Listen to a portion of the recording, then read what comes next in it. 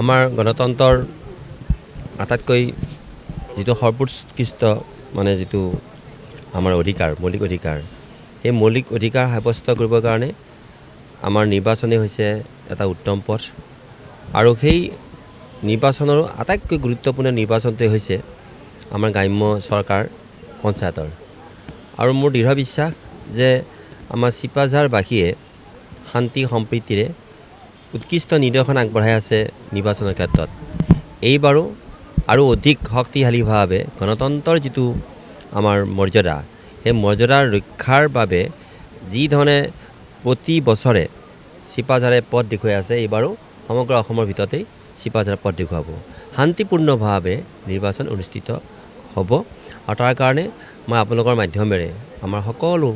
গণতান্ত্ৰিক মই ৰাইজক শান্তি সম্প্ৰীতি আৰু কোনো ধৰণৰ বৈষম্য নকৰাকৈ যাতে নিৰ্বাচন অংশগ্ৰহণ কৰে আৰু 100% যাতে ভোট গ্ৰহণ কৰাৰ বাবে যিসকল আহিছে আমাৰ যিটো যন্ত্ৰ সেই যন্ত্ৰটো হৈছে কি যে ভোট প্ৰদান কৰাৰ কাৰণে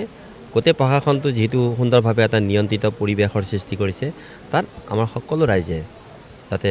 ভোটদানতকৈ গুৰুত্বপূৰ্ণ